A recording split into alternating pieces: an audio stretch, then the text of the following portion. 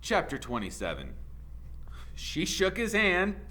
He walked inside, shut the door behind him, and sat down at the table.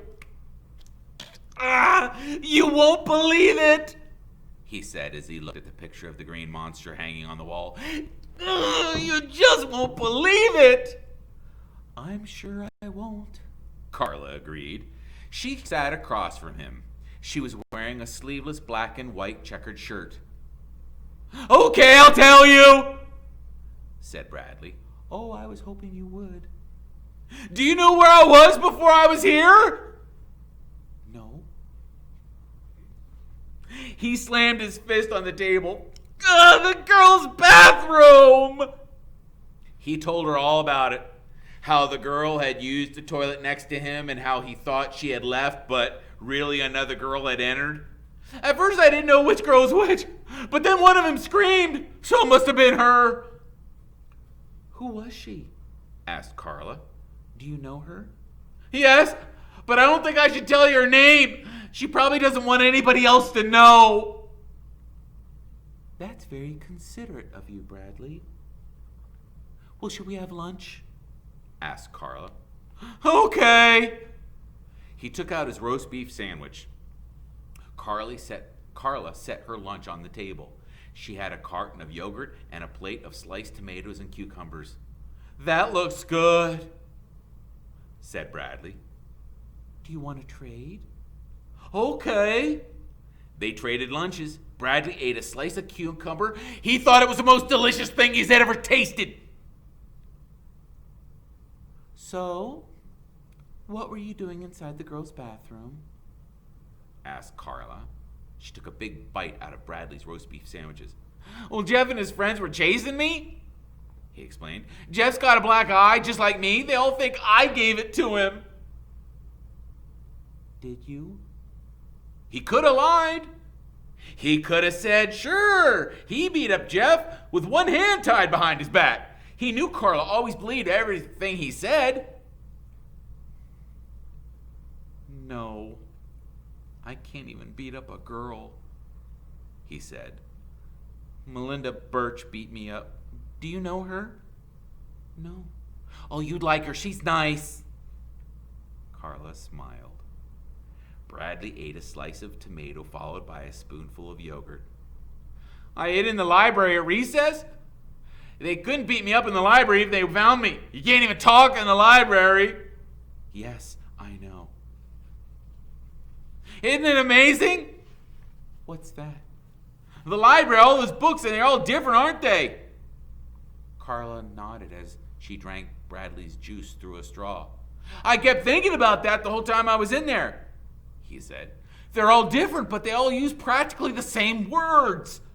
They just put them in a different order. Did you?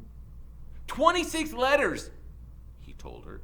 And all they do is move those letters around and then they say so many different things. Did you?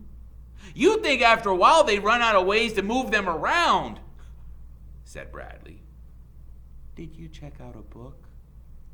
No. Mrs. Wilcott won't let me.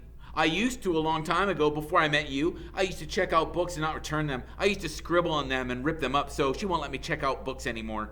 The whole time I was there, she kept watching me saying, I don't want any trouble from you, Bradley. He ate another slice of cucumber. I just wanted to look at a book. I wasn't going to ruin it. I know, said Carla. And after a while, Mrs. Wilcock will know it too. I'm trying to be good, said Bradley, but nobody will give me a chance. They will. It just takes some time. Do you ever play checkers with your shirt? He asked.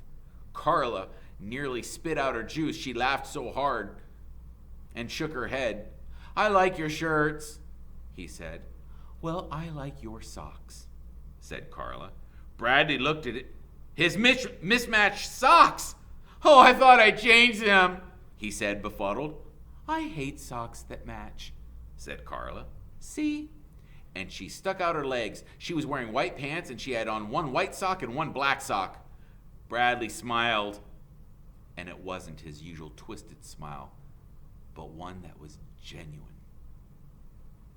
It was one that, up until now, had only been seen by Ronnie and Bartholomew. "I know something good you can do," said Carla, "and Mrs. Ebel will notice it too." "What?" "Homework." The smile dropped right off his face. "No! No, I can't!" he said. "Sure you can." "I can't." His eyes filled with tears.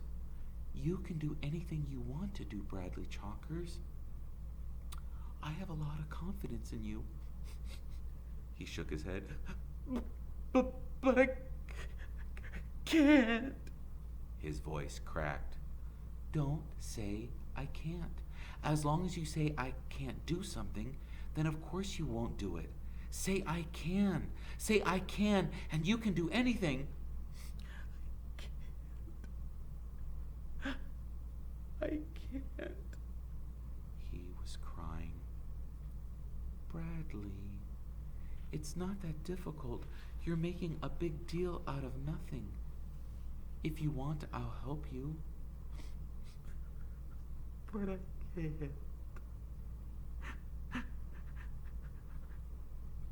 "Why can't you?" she demanded. He wiped his eyes with his sleeve and sniffled. He looked at Carla straight in her eye and said, "I can't, because I don't know what page we're on." "Oh, Bradley," Carla whispered, her eyes glistening with tears. She stood up, walked around the round table, and patted him on the back.